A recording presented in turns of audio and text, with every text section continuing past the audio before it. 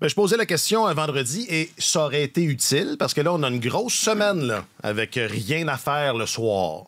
Alors, N'est-ce pas merveilleux? Ben, non, mais tu as raison. Pour ceux et celles je m'en inquiète pas. qui regardent des matchs de hockey à tous les soirs depuis le 18 avril, c'est fantastique, cette petite pause. Et honnêtement, moi, je trouve que c'est une initiative incroyable de la Ligue nationale de laisser une pause comme ça avant la finale, parce qu'auparavant, dans le passé, on voyait des finales où les gars avaient l'air des morts vivants sur la patinoire. Le parcours éliminatoire est tellement difficile de laisser les joueurs refaire le plein d'énergie un peu. Excellente idée. Ouais. Ainsi que tous ceux qui suivent le hockey de près. Oui, parce que c'était éreintant aussi à regarder. Oui, mais là, Martin, ça va commencer le 8 juin, puis ça pourrait finir le 24. Semble-t-il que ça va être la finale la plus longue. Si ça sera en 7 matchs, ce sera la finale la plus longue de l'histoire de la Ligue nationale. La plus longue en termes de nombre de jours? Oui, 16 jours. Ça se peut parce qu'entre chaque déplacement, entre les deux villes, il y a 3 jours entre les matchs. Oui. Donc, il va toujours y avoir match 1 et 2, il y a juste 2 jours d'écart. Match 3 et 4, il y a juste 2 jours d'écart parce que tu es dans la même ville à chaque fois qu'on voyage. Parce que c'est aussi la finale de la Coupe Stanley où les deux villes sont les plus éloignées dans l'histoire. Ça bat Montréal, Los Angeles de quelques pouces. Quelques centaines de kilomètres. C'est une question. À vol d'oiseau, c'est environ 4100 km. Edmonton Sunrise, là, environ. C'est un petit peu plus que ce qu'était Montréal, Los Angeles. Parce que ce qu'Alex dit, c'est plus ça le sentiment populaire. Les gens sont fâchés, trouvent que c'est trop long avant que ça commence. Ça va finir trop tard. Ben, moi, je trouve que ça finit bien trop tard. Ouais, mais j'aime ton approche. Mais la stratégie de la Ligue nationale, consiste à occuper l'espace médiatique le plus possible. Le plus possible. Ça marche très bien aux États-Unis. Là. Ça marche très, très bien. C'est un franc succès. C'est à coût de 1,2 million. Honnêtement, je pense que toutes les ligues essaient de faire ça. La NFL... Pendant l'été, les gens discutent de la NFL et tout ça, mais à partir... Juste avant les camps d'entraînement, jusqu'aux joueurs autonomes, là, ils essaient qu'il n'y ait pas trop de temps mort. Font beaucoup d'efforts pour pas qu'il y ait trop de temps mort. Mais là, il n'y en a aucun, parce que si on se rend en 7, ça se termine le 24 juin. Le repêchage, c'est le 28. Oui. Mais tout le monde va se déplacer de Floride à Vegas directement. Là. Le match est le 24, tu te réveilles le 25, tout le monde s'en va à Vegas, c'est sûr. Il y a les états-majors, les journalistes, peut-être des partisans peut-être aussi. Après ça, les gens vont partir tout de suite s'en aller au marché. Parce que ça va être l'ouverture du marché. Oui, directement au marché. Fait qu'il y a Jean Talon, Atwater, il n'y a pas de stationnement. Un peu partout, Maisonneuve. Donc, la question restait pertinente parce qu'il va y avoir un peu de temps loisir à meubler en soirée cette semaine. Alors, service public numéro 2. Martin nous disait, moi, je fais de l'exercice. Après le souper, tu vas faire du vélo ou... Il n'y a pas de moment pour ça. Pas d'heure pour ça. Pour remplacer le moment sofa et des suggestions, moi, j'en ai une. Je regarde et je suis à jour, c'est rare. La Caïnou, la nouvelle série de Radio-Canada, qui est absolument... c'est délicieux. C'est vraiment, vraiment très, très chouette. Puis, j'ai regardé, c'est ça, je suis à jour. C'est rare que je suis à jour. Bon, ça raconte un peu... Il y a plusieurs trames narratives, mais ça raconte un peu l'histoire d'un gars de 40 ans qui sauve un commerce. Fait que ça me parle aussi. Mais au-delà de ça, non, c'est vraiment très chouette. Puis j'ai pu en glisser quelques-uns aussi pendant les entractes parce que c'est pas... Est-ce qu'il a le droit d'en parler dans son balado, le gars? Non, mais j'en ai pas dit. Remarquera que j'évite un peu les... Je reste généraliste. Donc, général, pardon. Alors, c'est très vague. Ouais, toi, Alex, un livre?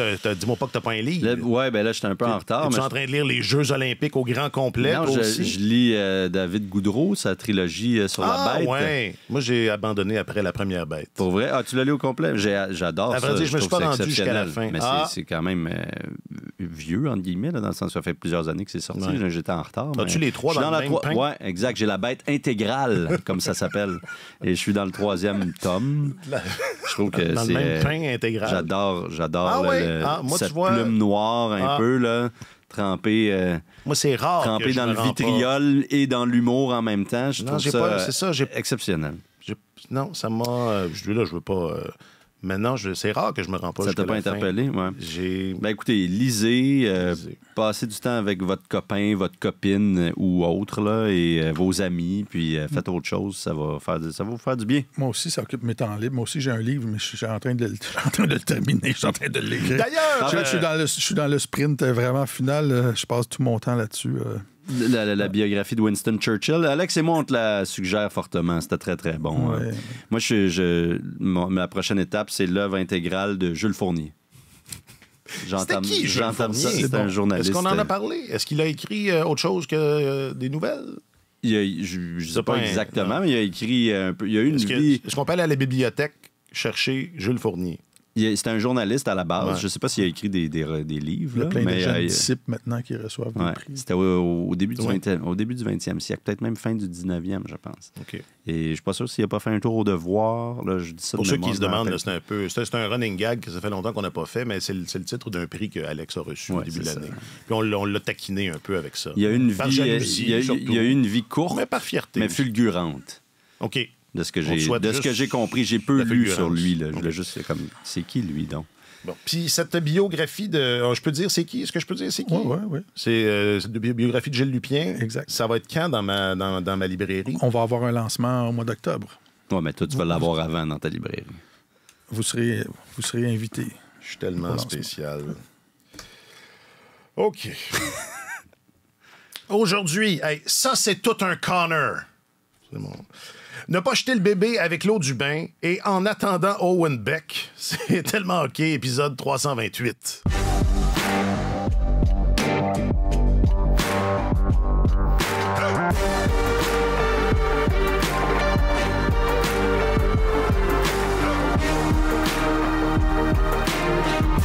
Avec votre chroniqueur principal au service des sports, Martin Leclerc. Salut Martin. Bonjour messieurs. Et votre journaliste affecté aux affaires. D'ailleurs, tu y vas, là? Tu y vas? Je reprends les affaires. Les affaires. Ouais, parce que là, natation, volleyball, des trucs podium, tout ça, j'étais un petit peu partout. J'étais éparpillé. Je te trouvais éparpillé. J'étais très éparpillé. Je faisais du hockey avec vous essentiellement. Et le soir, je faisais mon travail en regardant les matchs, mais sinon, j'étais un peu éparpillé. Là, ça a l'air que je m'en vais à la finale. C'est pas ficelé. On s'en reparle. Donc, notre journaliste affecté aux affaires de la LNH, Alexandre Gascon. Salut, Alex. Salut, les boys. Je m'appelle Alexandre Coupal. Coupe Stanley 2024. Choc des titans. Rira bien qui rira le dernier. Qui ira jusqu'au bout du sacrifice. Volonté ultime 2024. Adversité. Douleur. Barbe. Coupe Stanley 2024. Ah, c'est le retour du thème. J'adore ça. Oui. Le discret thème. Il est très bon. Il prend sa place dans son coin, il ne dépasse pas. Tranquille. C'est un thème tranquille. Alors, on a une finale, messieurs. Bravo. Oui. Bravo. D'abord, moi, je pensais qu'au moins une de ces deux séries-là se rendrait en 7. C'est comme une amorce que je fais là, qui n'a pas de direction encore. Ben, ça a été quand même deux séries extrêmement serrées, je pense. Là. 6 ou 7, on appelle ça une longue série quand même, non? Ça rentre dans la définition. Ouais. Je suis surpris que les Oilers... impressionné, en fait. Plus impressionné que surpris que les Oilers aient réussi à boucler la boucle rapidement. Stuart Skinner, dans les matchs à élimination, donc quand il a été très bon. Quand il a l'occasion, il a été excellent dans le 6e match. Quand il a l'occasion, lui, d'éliminer une équipe, il est 4-4. Donc c'est quand même. C'est le finisher. He's the finisher. C'est quand même pas mauvais. C'est pas un grand beginner, mais c'est un bon finisher. C'est un bon finisher, oui, c'est ça. Puis honnêtement, dans les matchs 5 et 6 contre Dallas, a accordé 2 buts. Dans les matchs 6 et 7 contre Vancouver, alors que Edmonton luttait pour sa vie, il a accordé 3 buts. Donc, dans ces 4 matchs cruciaux-là, on parle quand même de 5 buts donnés en 4 matchs. Là. Puis, évidemment, le crédit ne lui revient pas entièrement. On va en parler, c'est une équipe différente, les Oilers d'Edmonton. Mais force est d'admettre que oui, là, c'est lacune. C'est pas le gardien le plus stable, mais il est capable de faire le travail. Là. Puis il commence à le prouver en séries éliminatoires. depuis 1990. C'est ça, depuis 1990. Ça, quand tu commences de même, on sent que ça va être important. Parmi les 75 gardiens de la Ligue nationale qui ont remporté au moins 11 matchs dans le même parcours éliminatoire. Donc, Skinner a 11 victoires jusqu'à présent parce qu'il y en a une qui a été remportée par Calvin. Jean Calvin. Donc, sur 75 gardiens, Skinner est 71e pour la moyenne d'efficacité. Tu vois, je te disais qu'il était bon. Fait que tu disais, c'est pas le plus stable, c'est ça. Il est capable d'avoir un parcours en dents de scie. Moi, c'était le gros point d'interrogation avant le début de cette série-là. Puis dans les grands matchs, Skinner s'est levé et tu disais que tu étais surpris ou déçu que ça n'ait pas été plus long. C'est pas parce que les Stars n'ont pas essayé. Dans le dernier match, ils ont eu 75 de possession de rondelles, 93 en troisième période.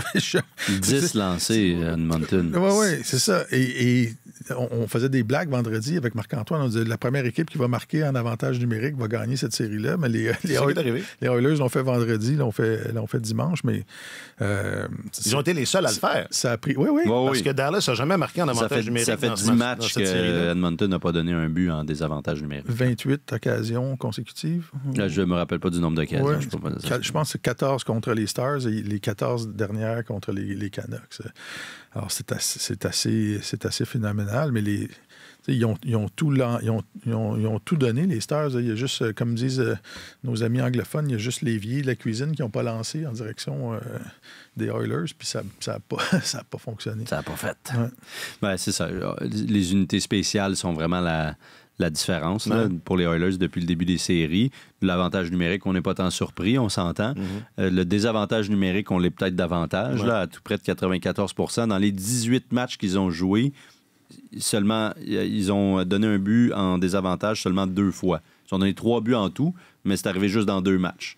Donc, un match contre les Canucks, ils en ont donné 2, un autre, un seul. Et puis là, ça fait 10 rencontres qu'ils n'en ont pas alloué. C'est dans les meilleures performances de tous les temps, autant en avantage qu'en désavantage. Deuxième performance de tous les temps en avantage numérique. Pour un certain nombre de matchs joués. Après, là. C'est pour une équipe qui a gagné 3 séries. Pour une équipe qui a gagné 3 séries, c'est ça. Et meilleure performance en désavantage de l'histoire. Donc, au sein de la même équipe, souvenez-vous, il y a quelques années, quand le Canadien était allé en finale, le simple fait de signer une des meilleures performances de tous les temps en désavantage leur avait permis d'aller en finale. Là, les Oilers ont le deuxième meilleur avantage numérique de l'histoire et le meilleur désavantage numérique de l'histoire. Donc, c'est assez impressionnant.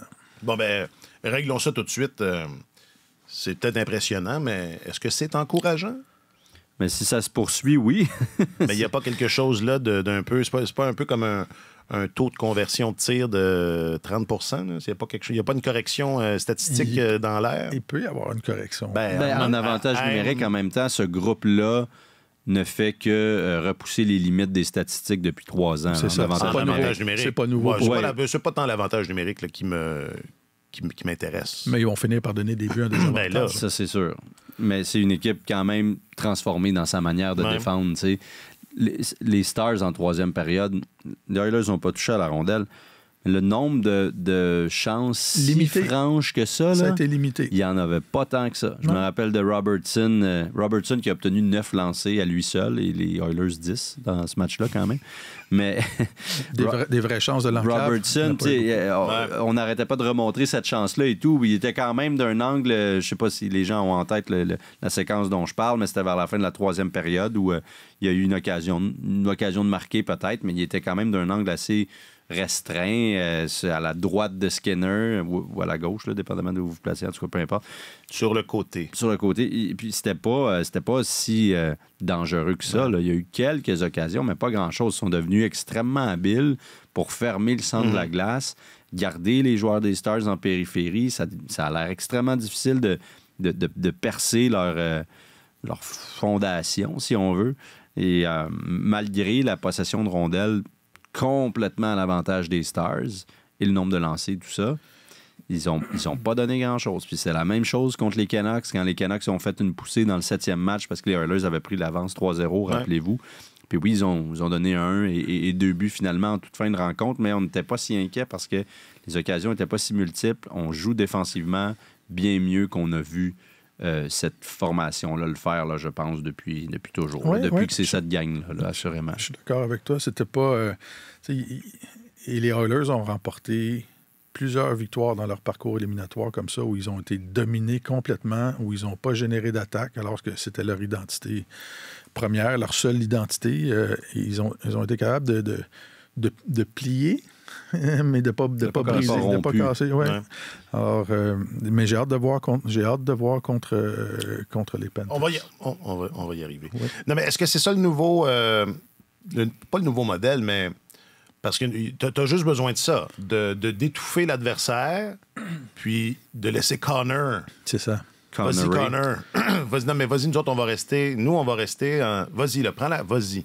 Alors, vous pouvez prendre quelques secondes pour vous exclamer à votre tour. Ils ont été nombreux à le faire, nombreuses à le faire, mais vous pouvez pousser un onomatopée par rapport à cette séquence-là où il a déjoué tout le monde, incluant... le gardien. C'était un beau but. Ouais. L'émotion. Je dirais ça comme ça. Venez pour les fines analyses, restez pour l'émotion pure. C'était beau. C'était un beau but. J'ai rarement vu un aussi beau... en séries éliminatoires. Toe drag. Comment on dirait ça en français? Une cuillère. Ah oui? Ouais, on appelle ça une cuillère. C'est une cuillère en français. Bon, ça aurait pu être un orteil à tirer, un tire-orteil. Quoi qu'il devrait appeler ça un spoon en anglais, ce serait parfait. En tout cas, on nous éloigne. Tu sais, les patins de McDavid à ce moment-là sont parallèles. Ouais. Puis son bâton et la rondelle aussi, là, tout se meut. Tout se transforme tout se meut dans exact. C'est un mouvement d'une si belle fluidité. Ouais. C'était de toute beauté. Tu veux de l'émotion? C'était de toute beauté. Exceptionnel, extraordinaire. C'est fascinant. Non, mais c'était vraiment... Et puis quand tu finis avec un but du revers, je te l'ai déjà dit, tu viens me chercher par les sentiments à ce moment-là. C'était magnifique, tout comme ça passe sur le but de Zach Hyman. Mais McDavid, oui, il a été extraordinaire, s'est levé au bon moment, mais c'est pas une série qu'il a remportée à lui seul. Là, même s'il a 10 points en 6 matchs, puis c'est là qu'il a marqué le plus de buts. C'était pas son premier but? Non, il a marqué 3 buts contre les Stars. Mais il avait marqué 1 but contre les Kings, 1 but contre les Canucks. Là, 3 buts, 7 passes contre les Stars. C'est vraiment une belle performance. Ouais, c'est bon. Mais, c'est pas pire. Bon. Mais c'est plus... OK, on donne la rondelle à Léon et Connor, et puis advienne que pourra. Ça va être à eux de faire leur tour de magie habituel, puis on va s'en sortir comme ça. Là. C'est une équipe qui n'a pas nécessairement tant que ça de profondeur, mais, si on le disait, là, défensivement est transformé. Alors, la recette n'est plus la même. Puis, Martin, tu parlais au début des séries, on disait il va falloir qu'on gagne des matchs, là, 1-0, 2-1. C'est ça, 2-1 pour finir, là, 3-2 pour achever les Canucks. 1-0 plutôt contre les Kings. Ils en ont fait plusieurs des comme ça, puis ils commencent à connaître la formule. C'est ce que ça fait d'avoir le meilleur joueur au monde dans ton alignement. Ils ont presque pas eu de chance en attaque. Mais deux de ces rares chances-là. Ouais. Une, McDavid l'a créé de toutes pièces, puis l'autre, la passe décisive est venue de McDavid. Et donc, les Oilers ont sélectionné McDavid en 2015 au repêchage, premier au total. Ça a pris 9 ans avant d'arriver en finale de la Coupe Stanley. Et je regardais l'Avalanche sélectionner McKinnon en 2013. Ouais. Ça a pris 9 ans. Bon, ben, on le sait maintenant. Alors, c'est pas... On est rendu à... Il nous en reste combien? Là? Comment? Avec Slavkovski. Ouais. Ah, OK. 6, 5, 7. Il en a fait 2. Il en reste 7. Ben, regarde. Ouais. Non, mais ça... OK.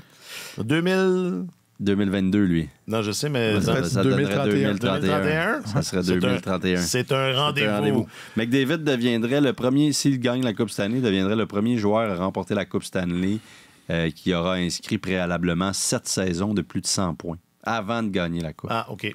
Ça, c'est comme une statistique que je voulais vous donner. Mais c'est ni positif, ni... C'est comme une statistique. C'est comme neutre. T'es bon, mais... Ça a été long. C'est ça. Il a fait ses classes. Bon, oui, c'est le cas. C'est le cas de le dire. Bon, peut-être un mot sur les Stars, puis après ça, on ira faire un tour dans l'Est, puis on parlera de la finale à venir dans cet ordre-là. Moi, c'est pas... Non, moi, j'étais convaincu que cette série-là allait se rendre en 7. On a beaucoup parlé de la profondeur des Stars, mais c'est vrai que la semaine passée, déjà, on se disait c'est un groupe d'attaquants où il y a beaucoup de profondeur. C'était peut-être pas tant ça en défense.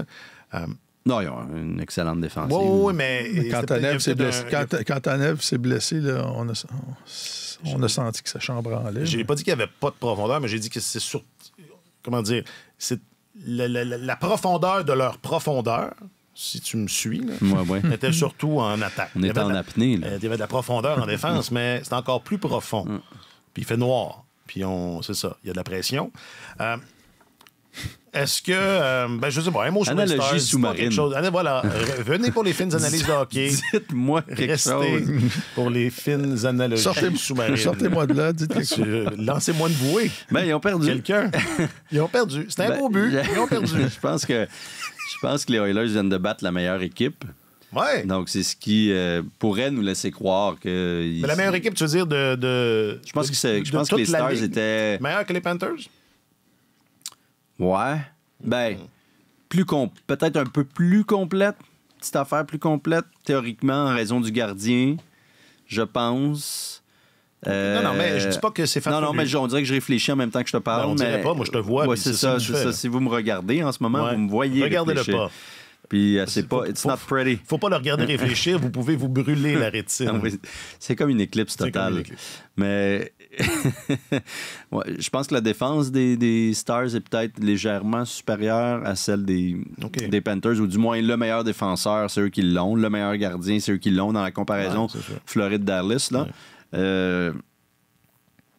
C'est serré. OK, non, mais c'est serré. Non, ça se tient. Là. Mais moi, je voyais les Florides, oui. Je voyais les Florides en finale. Le Floride, c'est ça. Le Floride. Je voyais le Floride en finale, puis je suis pas étonné. Là. D'accord.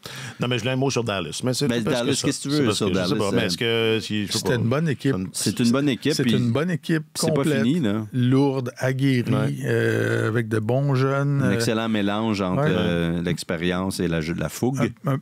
Déçu de l'apport des vétérans dans cette équipe-là, durant cette série-là. Pavelski est rendu, je pense qu'il est rendu au bout du rouleau. Oui, mais Jamie Benn...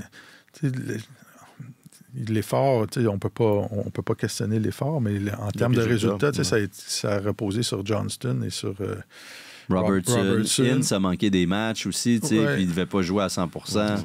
On s'entend, il a frappé un retentissant poteau aussi en fin de deuxième. Ça s'est joué à peu. Ça se joue sur des détails. Vraiment, c'est famélique, là, la différence entre les deux équipes. Et puis... avec un Ince en santé, un ou deux bons favorables, on dit souvent ça prend de la chance aussi. Ça aurait très bien pu être les Stars. Et la fenêtre est encore ouverte, là. Ça se referme pas aussi rapidement. C'est vrai que peut-être Pavelski, je sais pas, est-ce qu'il va accepter un autre contrat d'1 an pour suivre sa carrière? Il y a eu une très bonne saison régulière, mais là, c'est pas pareil. Non, mais on est rendu au mois de juin, puis les jambes sont certainement un peu fatiguées. Il va avoir 40 ans, tout ça. C'est normal jusqu'à un certain point. Puis il n'y a plus le rôle prépondérant qu'il y avait il y a peut-être encore 2 ans. Il y a 2 ans de ça avec les Stars, 2-3 ans. Mais ils ont un excellent équilibre, comme Martin vient de le dire. Et puis tout ce groupe-là peut demeurer intact. Et va le demeurer plus ou moins, là, avec peut-être quelques changements sur les contours, mais... Ils vont sûrement essayer de garder Chris Tanev, qui a été, j'imagine, s'il y a possibilité, ça serait un morceau quand même important. Mais cette équipe-là, c'est pas terminé, là, tu sais. Ils vont avoir d'autres occasions. Bon, dans l'Est, maintenant. Dans l'Est, ESSS. L'Est. Dans l'Est. Ouais. Encore une fois, ça, les enfants à la maison, là, à l'écoute. L'équipe qui gagne le trophée du président, avant que ça commence. Des présidents. Ah oui. On dit des. Ouais. Je mélange avec la marque maison. Oui. Ouais. Avant que ça commence, oubliez ça, non? T'as écrit 2 fois? Oui. C'est arrivé 2 fois dans les 20 dernières années. Que l'équipe qui remporte le trophée des présidents. Oui, c'est bizarre, hein? Je sais pas. Donc, la meilleure équipe en saison régulière. Là, celle qui a fait le plus de points. Celle qui a fait le plus de points dans toute la... On va pas dire que c'est la meilleure. Non, c'est ça. C'était l'équipe qui amasse le plus de points en saison régulière. C'était la meilleure équipe du calendrier régulier. Oui, mais ça dépend. T'affrontes plus souvent tel ou tel adversaire par rapport à d'autres. Puis je veux dire, il y a toutes sortes de... Je pense que Jules tient quelque chose. Il y a toutes sortes de subtilités là-dedans. Là. Puis tu peux avoir été moins blessé. Puis ça ne veut pas dire que tu es la meilleure équipe. C'est celle qui a le plus de points. Et le fait que cette équipe-là remporte jamais ou pas, ou presque, la Coupe Stanley est un autre argument de ça. Au cours des 20 dernières années, il y a 7 équipes qui ont terminé au 7e rang, au 8e rang, 10e rang. Donc, au 7e rang et plus loin, qui ont remporté la Coupe Stanley. Et seulement 2 fois l'équipe qui a terminé au premier rang. C'est pas compliqué. Et si on compare, dans la NBA, ça a été 5 ans au cours des 19 dernières saisons. Puis tu as 5 fois, donc, que les champions de la saison régulière ont remporté. 12 fois l'équipe de 2e place et l'équipe de 3e place. Donc, il y a vraiment...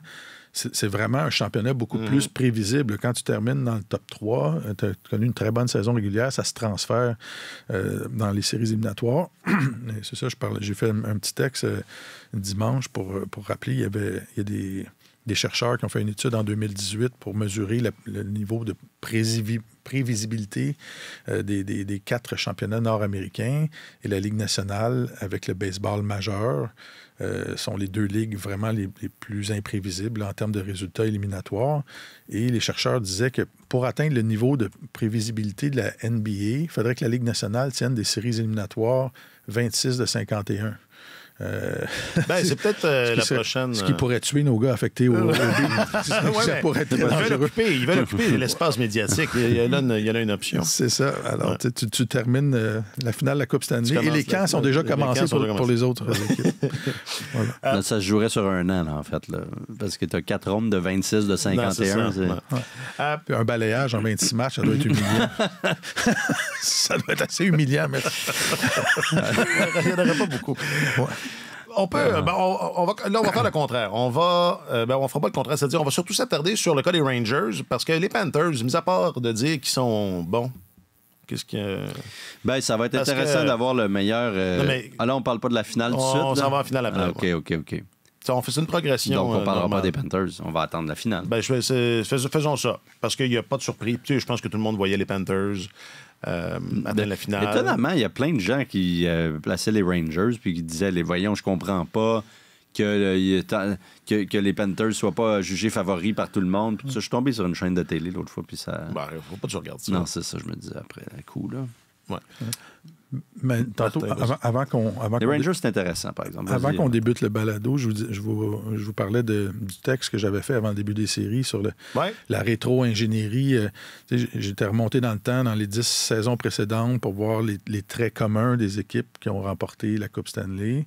Puis il y avait 6 caractères distinctifs. Là. Est-ce que votre gardien est performant? Est-ce que vous êtes bon à 5 contre 5? Est-ce que vous avez terminé dans le top 10 de la Ligue nationale? Est-ce que vous êtes bon défensivement, etc.? Et les 2 équipes qui se démarquaient le plus, à ces 6 critères-là, j'avais ajouté en bonus quelques critères offensifs. Est-ce que vous êtes bon à 5 contre 5 offensivement où vous vous êtes situé? Mais c'était secondaire. L'attaque était vraiment secondaire parce que c'est la défense qui détermine les équipes qui gagnent la Coupe Stanley. Et tu avais les 4 équipes qui avaient le plus de critères. Bon, les 2 équipes qui ressortaient le plus, c'était les Hurricanes et les Panthers de la Floride. Les Panthers avaient 7 critères sur 8, ce qui était très, très, très, très fort. Et les Oilers et Vancouver, dans l'Ouest, étaient les équipes qui avaient le plus de critères. Mais les Rangers n'étaient pas dans le portrait. Là. Les Rangers n'étaient pas dans le portrait de ces équipes-là qui ressortaient. Pourtant, il y avait l'expérience de série, il y avait le nombre de points. Ils avaient le gardien, mais défensivement, en possession de rondelles à 5 contre 5, ils n'étaient pas très performants. Défensivement, correct, si ma mémoire est bonne, mais pas parmi le top 10 de la Ligue nationale. En tout cas, alors les Rangers étaient pas là, mais il faut leur donner ça, les Rangers. Leur côté fort, ils l'ont exploité beaucoup. Chesterkin. Chesterkin gomme, fait comme...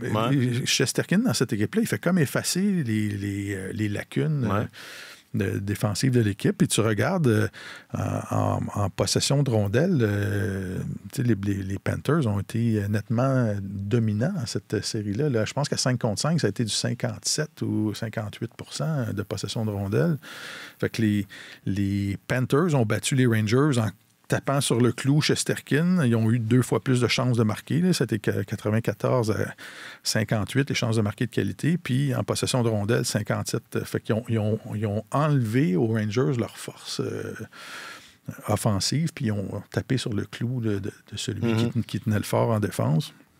Alors, ils ont très, très bien fait ça, mais j'ai très hâte de voir... là, il y a un engouement au Canada, puis tout le monde se dit, est-ce que la disette des 31 dernières années va se terminer, tout ça?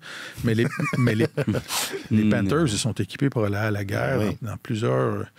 sont spécialisés dans plusieurs départements. Mais là où les Rangers étaient beaucoup plus faibles que ce qu'il n'y paraissait cette année, c'est dans le jeu à 5 contre 5. C'est vraiment là où ils se distinguaient pour les mauvaises raisons. Pour une équipe qui a remporté le trophée des présidents, honnêtement, on ne doit pas voir ça souvent. Ils ont donné un but de moins que le Canadien à 5 contre 5 dans toute l'année. Le Canadien étant le talon de le Canadien, mesure de la médiocrité. Non, le Canadien... 16e. Okay. En plein milieu pour les buts donnés à 5 contre 5, 166. Les Rangers juste au-dessus, 15e à 165. Et ils en ont marqué 167. Donc, à 5 contre 5, New York, après 82 matchs, a marqué 2 buts de plus à 5 contre 5 qu'ils en avaient donné. C'est très peu pour une équipe qui remporte le trophée des présidents. Ça, il y avait une lacune majeure, là. Et il y a des gens qui disaient, après l'élimination des Rangers, on va voir ce qui va se passer à New York. Là. Les leaders offensifs n'ont pas fait le travail et tout ça, mais tu vois dans l'ADN de cette équipe-là qu'il y a encore du travail à faire pour qu'ils soient des aspirants sérieux pour ça. Je pense qu'il faut éviter de réagir trop promptement. Il ne faut pas jeter le bébé. Si j'étais Chris Drury, et heureusement pour les Rangers, je ne le suis point, j'éviterais de réagir là, trop émotivement par rapport à la défaite de mon équipe en 6 matchs en finale de l'Est, une deuxième fois en 3 ans. Il faut relativiser. Là. Ça veut dire qu'on a une bonne équipe, une très bonne équipe, qu'on est capable de gagner en série quand même. Ils ont remporté 4 séries dans leurs 3 derniers parcours cumulés. C'est loin d'être mauvais. 2 demi-finales. Alors, clairement, on fait les choses là-bas. On fait quelque chose de bien, là. On est en train, à New York, on a une belle construction solide. Il faut, comme Martin dit, trouver ce qui manque, là. Mais, il ne faut pas paniquer avec le fait qu'Artemi Panarin a été un petit peu plus silencieux, par exemple. Il finit quand même avec 15 points en 16 matchs en série, 5 buts 10 passes. Il avait été très bon dans les 2 premières séries, puis on en parlait peu. Zibanejad, 16 points en 16 matchs aussi. Je l'ai senti plus discret à l'occasion, mais bon, Trocheck a vraiment mené la barque. Il était très bon, Trocheck. Trocheck a été incroyable. Alexis Lafrenière, ça a été leurs 2 meilleurs attaquants. Kreider a eu ses moments. Barclay Goodrow a fait sa job de série comme on s'y attendait, marqué 6 buts quand même en 16 rencontres. Adam Fox devait jouer blessé, j'imagine. Ou peut-être que c'était trop difficile, toujours difficile pour les plus petits défenseurs. Quinn Hughes a eu beaucoup de difficultés aussi. Alors, ça, c'est peut-être une réflexion qu'il va falloir avoir à New York. Il y en a des gros, il y en a des forts. Ils sont tough, font peur. Il y a Kendre Miller, entre autres. Jacob Trouba, mais qui peut-être plus... Trouba, je l'ai pas trouvé. Non. Défensivement, là, c'est pourquoi... Sa raison d'être, là, en fait, il n'a pas été sans faille, ça, c'est sûr. Alors, il y a peut-être quelques questions au niveau de la défense, puis comment faire pour peut-être libérer un peu Adam Fox de son fardeau offensif, d'être le carrière, tout ça, ça va en avantage numérique, mais clairement, un petit peu plus de difficulté à déployer son arsenal, étant donné, peut-être en raison du fait qu'il est un peu plus petit, c'est ça. Hughes, c'est la même chose, puis on peut faire une corrélation puis se poser la question, mais Hill a presque pas joué des séries, il était probablement un peu amoché. Ils sont clairement, eux autres aussi, là, c'est du beau travail, mais ils savent que ça bloque, puis ils n'ont pas trouvé encore la clé de l'énigme. C'est ça la question qu'il faut se poser. Et ce que tu dis là, c'est ce que l'étude dont je parlais tantôt, c'est ce que les chercheurs concluaient, disaient... Si vous dirigez une équipe dans le baseball majeur ou dans la Ligue nationale de hockey, il faut que vous soyez conscient, il faut comprendre ça, que les séries éliminatoires, une série, c'est l'équivalent de lancer une pièce de 25 sous dans les airs. La marge est fine à ce point-là. Et votre analyse doit être beaucoup plus approfondie que juste analyser les victoires-défaites en séries éliminatoires pour mesurer les forces de votre équipe, parce que vous prenez des risques emprunté une très mauvaise décision, une très mauvaise direction. Là. Puis dans les dossiers de l'été pour les Rangers, il n'y en a pas tant que ça, honnêtement. Ryan Lindgren en défense, j'imagine qu'on va vouloir retenir ses services, mais bon, il a droit à l'arbitrage, mais il est avec compensation. Même chose pour Braden Schneider. Pas de dossier pressant. Il pourrait prolonger le contrat de K'Andre Miller, à qui il reste 1 an. Si j'étais eux, je me dépêcherais. Mais à part ça, il y a Capo Caco, qui est un dossier intriguant quand même. Que faire avec KK? Ouais, un autre. Un autre il y a KK. peut-être un indice, ouais. Mais Shesterkin n'est pas en fin de contrat? Il reste 1 an. Il reste 1 an, bon. Okay. Ouais, la Shesterk aussi, c'est ça, il pourrait... Ça va faire ça va sûrement être un dossier. Ouais. Éventuellement. Bon, entrons dans le vif du sujet maintenant.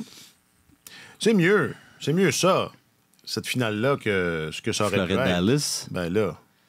Ça aurait été mieux New York-Edmonton. Oui, ça aurait été l'idéal. Pour la qualité des villes. Ça aurait été l'idéal. Ben, ouais. Non, mais je parle en termes d'intérêt ici. Là. Ouais. Cela dit, quoi, en termes de gars qui risquent d'y aller, là. Oui, c'est ça concerne beaucoup de monde. Là, tu t'adresses à notre auditoire. Là. Le pauvre gars. Je veux juste dire que j'aurais préféré New York. Je veux que ça soit... On a compris. C'est la 5e. Tu avais des bonnes chances parce que c'est la 5e finale de suite qui va partager son temps avec la Floride. C'est vrai, ça, Alexandre. C'est quand même... Et je me rappelle pas où j'ai entendu ça et où j'ai lu ça, mais ça m'a donné de l'espoir. Moi qui convoite toujours une conquête de la Coupe Stanley, il faudrait que j'aille faire mon droit. Parce que il n'y a pas juste la Floride, il y a ces 2 équipes qui sont menées par des... parce que Bill Zito aussi, j'ai vu quelque chose qui disait que c'est un gars qui a un profil semblable à celui de Julien Brisebois. Les avocats mènent le monde, mon vieux. Ouais. Donc, j'appelle, là. Je m'inscris. Avez-vous une... J'appelle. Oui, bonjour, l'université. Oui, le barreau. Allô, le barreau. Parce que moi, je suis allé à l'université de la vie. Est-ce que je peux rentrer au barreau directement? Est-ce que je peux être crédité? Diriger... Il y a plusieurs années, j'avais fait une chronique là-dessus. Je pense qu'il y avait comme quelque chose comme 70% des directeurs généraux qui avaient remporté la Coupe Stanley dans les années précédentes étaient des avocats ou des universitaires. Auparavant, le modèle dans la Ligue nationale, c'était... des anciens joueurs. Des anciens joueurs. Puis on les plaçait là, mais c'est devenu tellement complexe. Bergevin n'avait pas son droit. Non, je pense pas. Le Canadien n'a pas gagné la Coupe non plus. Kent, sûrement. Kent, c'est un avocat. Je pense, oui. C'est une bonne base quand... C'est pas obligé, là, mais pour être agent, c'est un bon... mais c'est complexe. C'est un grand nombre d'employés, des départements divers, des enjeux économiques...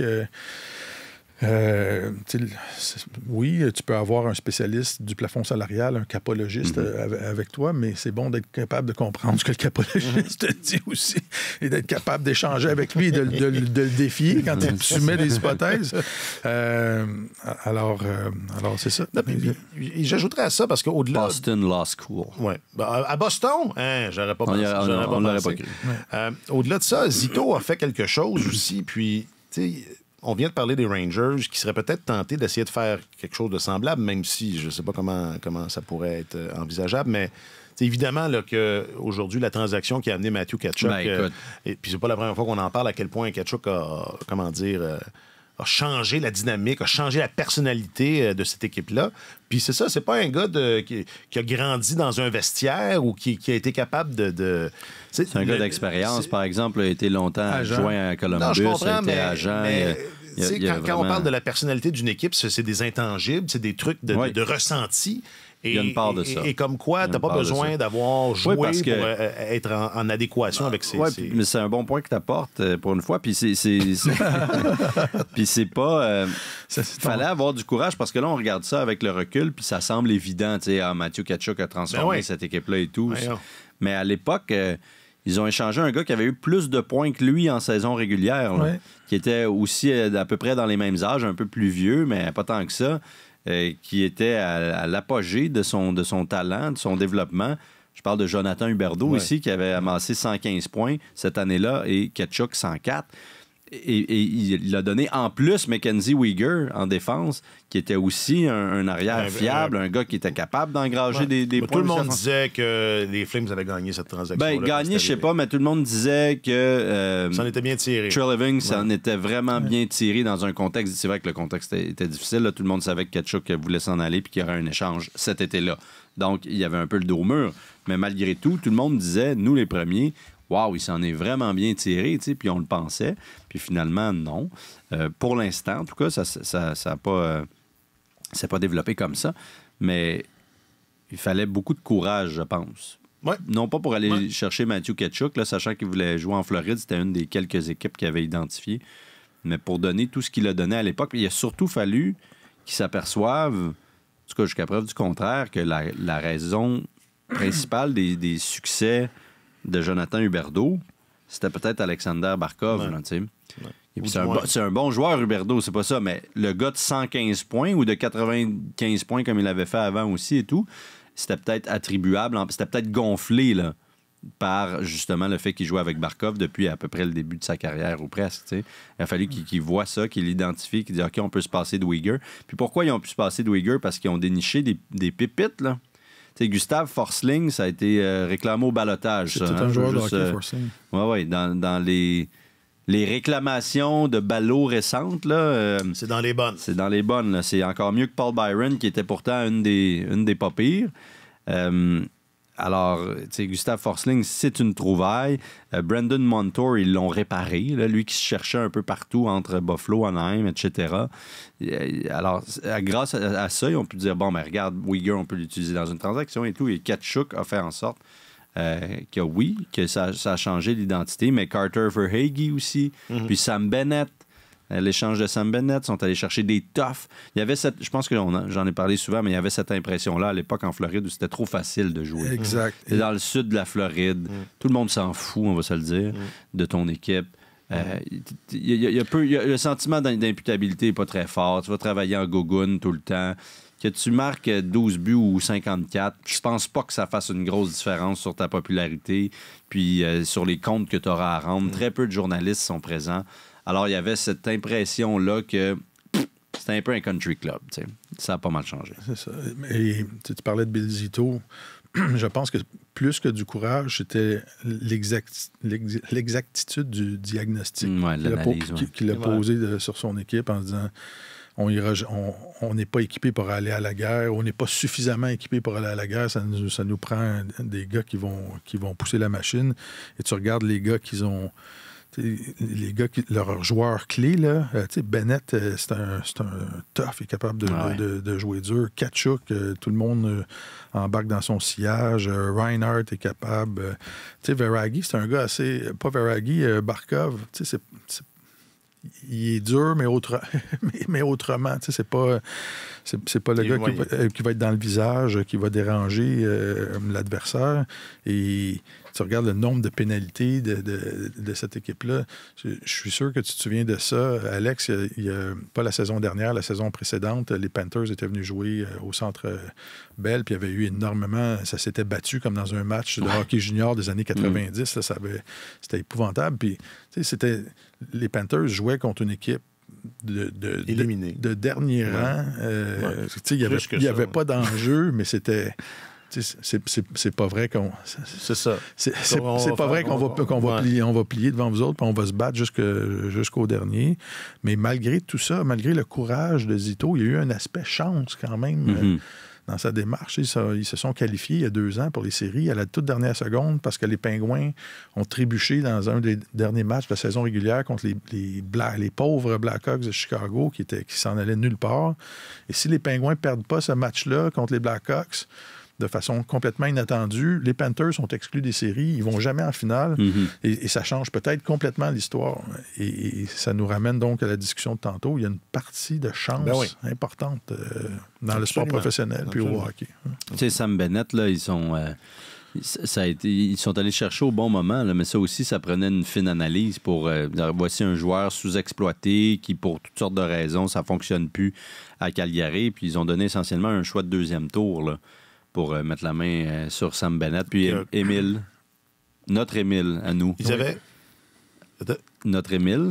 C'est à nous autres. Notre Émile Heinemann, il nous arrive, je pensais qu'il nous arrive de la Floride. Il nous arrive des Flames, mais à l'origine, il émanait de la Floride. Ils avaient donné Émile. Ils avaient donné Émile et un choix de deuxième tour pour aller chercher Sam Bennett. Il en a déjà à sa troisième équipe. Troisième formation, exactement.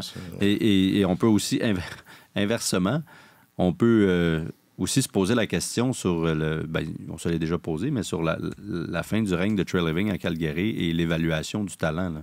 Ouais. Parce que c'est des beaux cadeaux. Sam Bennett, Sean Monahan, enterré sur un 4e trio, perclus par les blessures, oui, mais qu'on ait donné un choix de premier tour pour s'en débarrasser alors qu'il lui restait seulement 1 an de contrat, ça aurait été quoi le danger de dire, regarde, on va souffrir cette dernière année, puis tout à coup, ça va mieux. Il ne peut pas signer Kadri s'il gardait. Ça, c'est vrai, c'est un bon point, mais...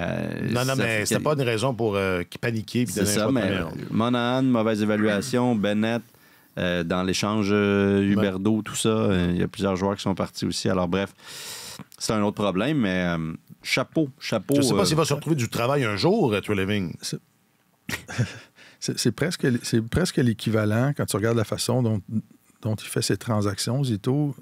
Ça ressemble à Moneyball, à Billy Bean avec Oakland, d'exploiter les inefficiences du marché, de trouver des joueurs qui étaient moins valorisés dans leur équipe, qui arrivent, qui sont utilisés de la bonne façon dans son équipe et qui deviennent des joueurs prédominants. Sam Bennett, c'est le Ricardo Rincon. Il y a vraiment une empreinte. Je l'ai impressionné. Oui. T'as même pas réagi. Le releveur gaucher. Ah, je sais pas. Comment ça, tu savais ça, toi? Parce que Moneyball joue à peu près 100 fois par jour à TVA Sport. Okay. Je regarde en français. J'aime tellement ça. Moi, je t'ai déjà dit, je suis pas un gros fan de baseball. C'est pas une surprise. Mais j'aime beaucoup les films de baseball. Bon. Je sais pas. C'est déjà un bon pas. C'est toujours ça. Alors, tout ça pour dire que la disette canadienne, là, c'est pas fini, là. C'est pas cette année. C'est pas cette année que ça prend fin. Non, c'est pas pour dire ça. Non, c'est ça que moi je dis. OK, je suis pas sûr, moi. Comme Martin l'a dit, c'est lance un 25 cents dans les airs, puis tu verras sur quel côté il va tomber. Mais j'ai pas de monnaie, Martin j'ai juste a écrit des gros, chroniques pour pouvoir se décharger de l'obligation de faire une prédiction. Parce qu'il disait, de toute façon, ça sert à rien. Je viens de vous le prouver dans ma chronique, donc je dirai pas ce qui va se passer. Mais disons que ça sera pas de la tarte. Ça sera pas de la tarte. Bon. Puis écoute, McDavid, le meilleur attaquant contre le meilleur attaquant défensif. Barkov. Ça va être intéressant en partant, belle confrontation. Quand je voudrais faire des prédictions, je me lancerai une émission comment on appelle ça? De paris sportifs? Non, mais tu sais, les émissions de fin de soirée, là, des infos commerciaux. Une tribune? C'est ça. Tribune téléphonique? Monsieur Minou, puis je vais vous en faire. Monsieur Minou. Moi, je vais vous en faire des prédictions. Il faudrait que tu aies un déguisement, par exemple, comme une moustache ou quelque chose. En tout cas, une perruque blonde ou quelque chose. On met ça en branle. On travaille là-dessus. Bon, juste comme un mot sur cette finale. Sérieusement, je sais pas, est-ce que tu dis le meilleur attaquant contre le meilleur attaquant défensif, c'est ça. Dans les critiques, ou enfin dans les commentaires qui ont été faits sur Artemi Panarin, il y a le contrepoids de ça, c'est qu'il y avait Barkov d'en face pendant tous ces matchs-là. Est-ce que McDavid va être éteint de la même façon? Ben, je pense pas que tu peux éteindre McDavid autant, mais tu peux le contenir, tu peux limiter. Ouais. Philippe Danault l'a déjà fait. Il l'a fait à Montréal, il l'a fait par moment à Los Angeles en série aussi. C'est donc possible de le faire. Et si Barkov est réussi, ça va faire la différence. Alors pour les Oilers, c'est essentiellement ce qu'on disait tantôt. Il va falloir qu'il y ait une continuité dans l'excellence de leurs unités spéciales. Ça va passer par là. Si la série se joue entièrement à 5 contre 5, j'aime les chances des Panthers. Donc, l'équilibre va être assez précaire, mais en même temps, c'est ça. On n'a aucune idée de ce qui va se passer. Voilà les clés, là. Et puis, je pense que Barkov, ça va être tout un client pour McDavid. Il faudrait peut-être que les autres trios se mettent un peu de la partie là, à Edmonton. Ce qui est peu le cas. Evander Kane, là, honnêtement, décevant. Ouais. Fallait que je le dise. Mais il souffre d'une hernie aussi. Là. Il joue depuis la fin de la saison avec une hernie sportive, ce qui doit être assez compliqué. Merci. Mais au moins, elle est sportive, son hernie. C'est ça. C'est pas une hernie... culturelle, mettons. Culturelle. Politique. Oui, l'hernie politique, ça, c'est mais pas mal. Pour en revenir à Connor McDavid, il faudrait... faudrait peut-être porter attention à Zach Hyman aussi, là, parce que McDavid, il n'a pas marqué énormément de buts depuis le début des séries. C'est le même trio, là. C'est ça, mais ça va avec. Là. Mais Zach Hyman a 14 buts. Là. Fait que les passes décisives, elles viennent là. Fait que faut trouver un moyen de neutraliser le duo et pas juste porter attention à Connor McDavid. Faites attention, il y en a un autre. Est-ce qu'on peut dire, puis si vous avez autre chose à ajouter sur cette finale, là, vous pourrez le faire après, mais est-ce qu'on peut dire que... Parce que Bobrovski, c'est un peu... C'est sûr que je n'ai pas ces statistiques sous les yeux. Là, je suis convaincu qu'elles sont supérieures à celles de Skinner, mais en même temps, je dis ça peut-être pas. Moi, oui, non, Skinner n'est même pas à 900. Est-ce qu'on peut dire que... Il y a des bonnes stats quand ça compte, mais pas overall, pas au total. Mais c'est moins Je dis pas que Bobrovski n'est pas un meilleur gardien que Skinner, mais pour une fois, l'écart est... Oui, c'est un meilleur gardien. C'est ça que je dis. Je dis pas le contraire. Okay. Mais est-ce que, pour une fois, il n'y a pas tant... Tu sais, comme Ottinger, Skinner, c'était comme clairement là, à désavantage Edmonton. Est-ce qu'on peut dire que le désavantage est un peu amenuisé cette fois-ci? Ça dépend à quelle version de Sergei. Pour cette raison-là que je dis ça. Ouais. Oui. Donc, oui. C'est ça, non, mais j'essaie de donner un peu de... La réponse à ta question, c'est oui. Moi, si je jouais pour les Panthers de la Floride, tu essaies d'identifier les points faibles et d'exploiter les points faibles. Skinner se ferait déranger au maximum dans cette série-là. Exact. Kachuk va être dans son visage toute la série. C'est la cible parfaite. Là. Tu le déranges après les sifflets, puis tu l'accroches, puis tu vas devant lui, puis tu lui parles, puis tu le lâches pas de la série.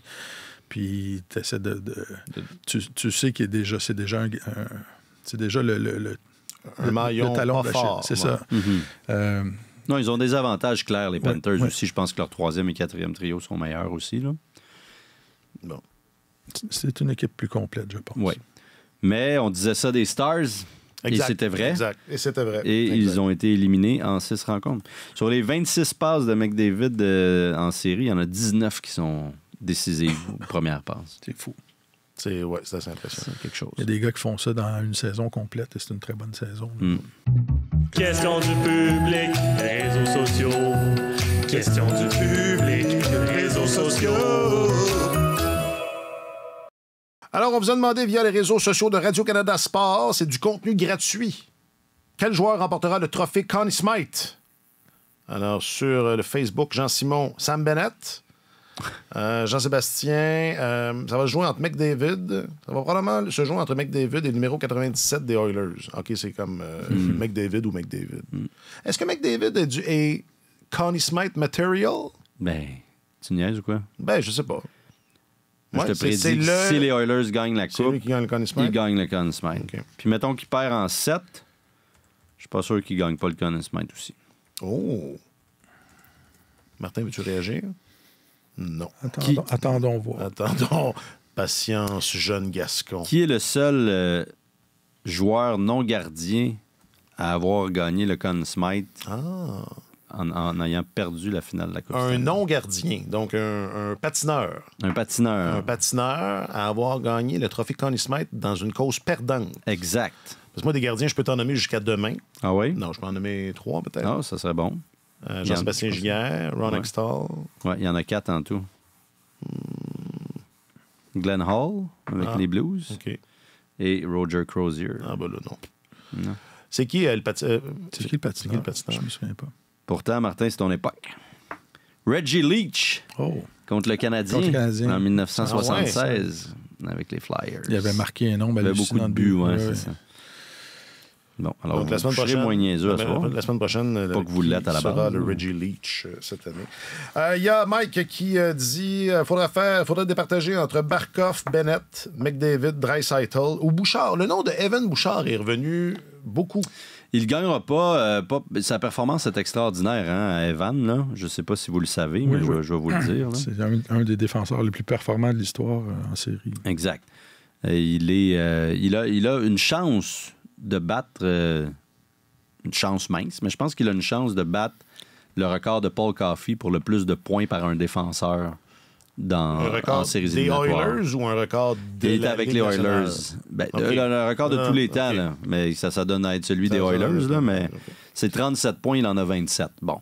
Mais il était à presque 10 il était à 9 points par par série à date en moyenne. Donc, si ça serait en 6 ou en 7, que l'avantage numérique fonctionne bien, en tout cas, il va se hisser parmi les tout meilleurs. Il est déjà quoi? 4e? C'est déjà la 4e ou la 5e meilleure performance de tous les temps en défense avant même que la finale commence. Je vais vous dire si c'est 4 ou 5, là, parce que rigueur quand même. Là. Rigueur. Pendant ce temps-là, je vais dire que Lucie, également Luc sur Facebook, mentionne Alexander Barkov. Ouais. Je pense que si les Panthers l'emportent, ça ressemblerait pas mal à ça. C'est la 5e à date, meilleure prestation de tous les temps. Tu as 2 points de Makar. Et les 4 premiers ont tous gagné la Coupe Stanley. OK. Ah, bon. McDavid ou Barkov, dit Viviane, toujours sur Facebook. Un petit YouTube.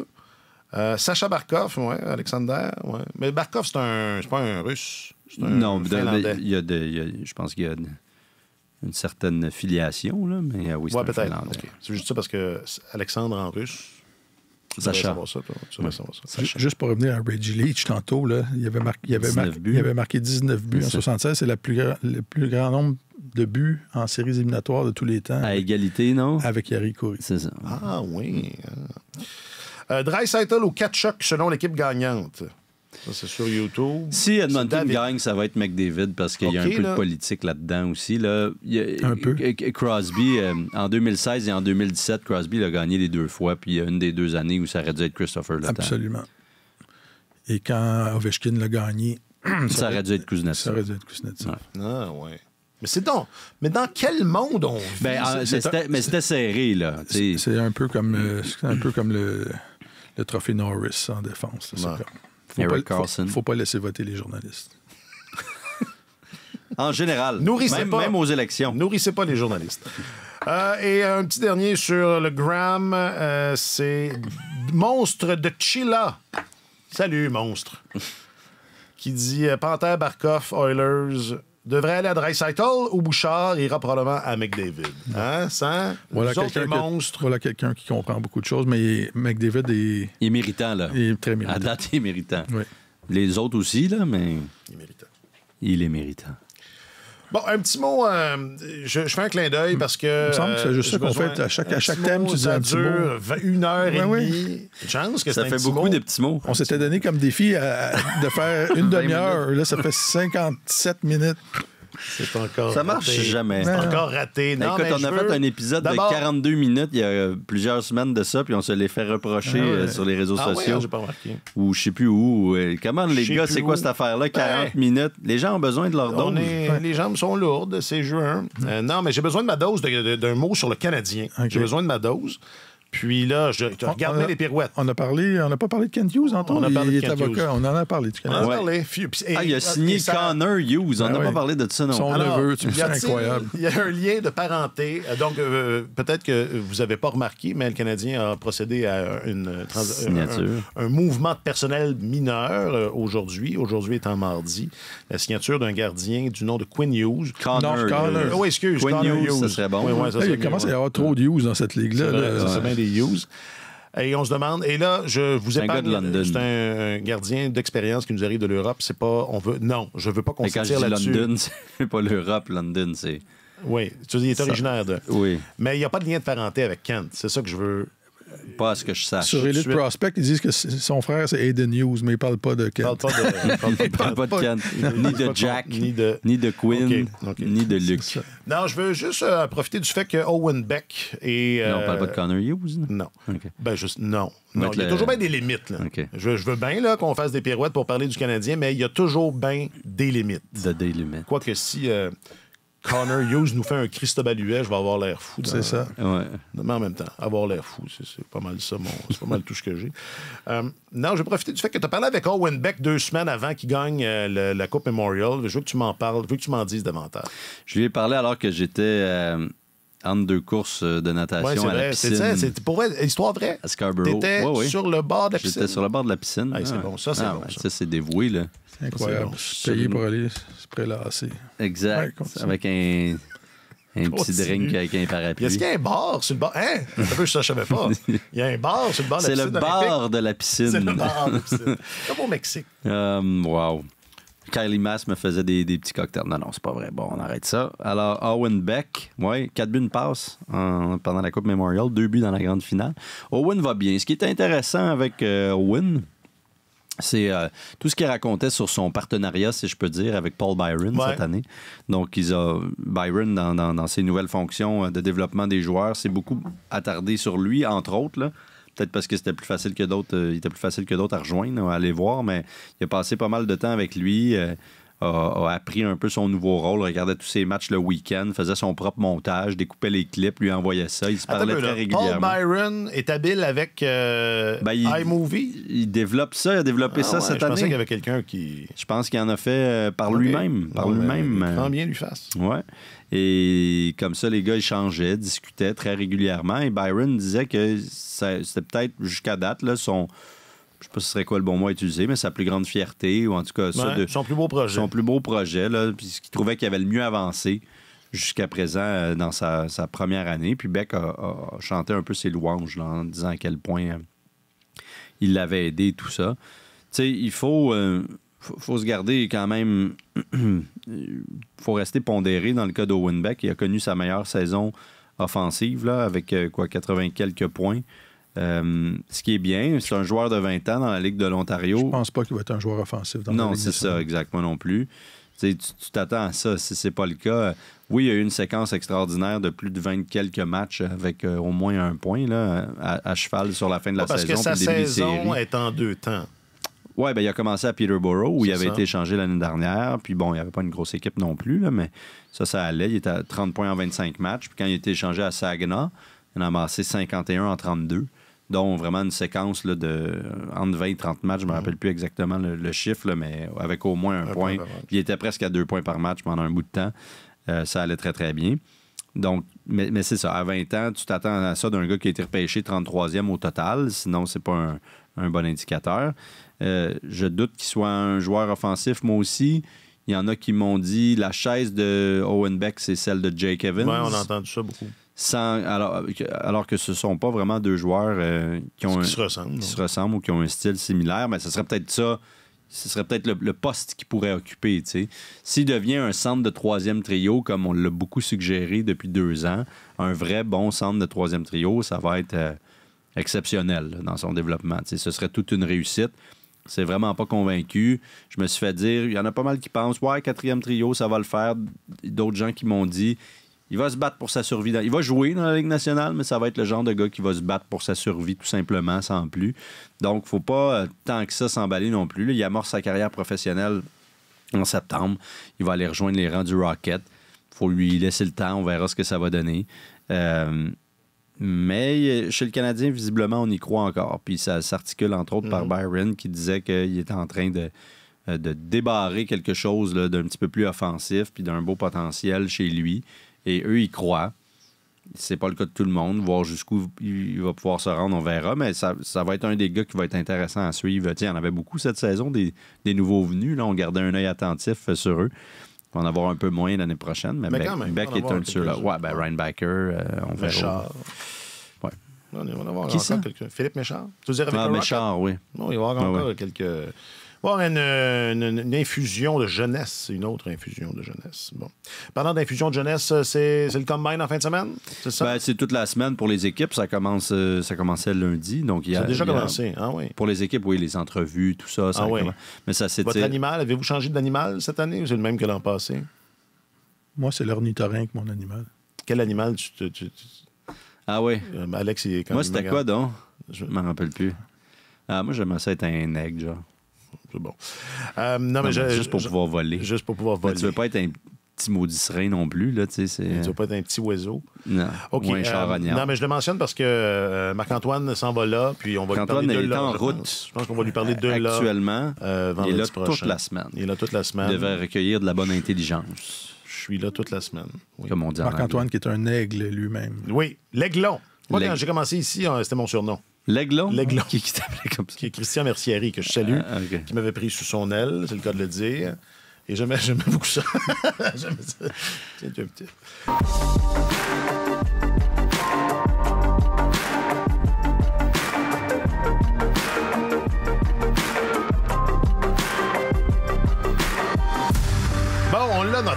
On peut se tasser, là, on peut arrêter. Mais non, mais on force pas. Non, on n'a pas forcé. On force un petit peu. Non. Sur Owen Beck? Oui. Non, mais je voulais faire un... Je voulais qu'on parler fasse canadien. quelque chose... Ouais. Parlons canadien. Tellement populiste. Ben, regarde, j'aimerais ça gagner mes élections. Ouais. J'aimerais ça. Il faudrait que je me présente. T'es l'élu de notre cœur. Arrête donc. Ça va être le titre, d'ailleurs, de l'épisode. Owen Beck à Montréal. Je fais ça pour Jack. Jack, ça prend de l'inspiration pour les titres. Là. Il y a une bonne poignée. Tiens, je commence jamais par remercier Jacques-Alexis. Jacques-Alexis Bernardin, je vais vous le dire, là, c'est le réalisateur de Tellement Hockey. Okay. Et je le remercie en votre nom et en mon nom personnel et celui de mon épouse. Dirais-tu que c'est lui qui signe l'épisode? Je dirais que s'il y avait un signataire de Tellement Hockey, ce serait Jacques-Alexis Bernardin. Sérieusement, Jacques-Alexis, un grand merci. Alexandre Gascon, tu es notre journaliste affecté aux affaires du hockey. Fais ta valise, jeune Gascon. Fais ta valise. Merci, Alex. Fait plaisir, mon vieux. Et Martin Leclerc, tu es notre chroniqueur principal au service des sports. Un grand merci, Martin. C'était un plaisir, monsieur. C'était un peu long, mais c'était un plaisir quand même. Surtout vers la fin. C'est comme l'éternité. Je blague. Je m'appelle Alexandre Coupal. Bonne semaine, là, puis profitez-en, là, parce que ça redécolle samedi. Sur tous les terrains et sur tous vos appareils, Radio-Canada Sport.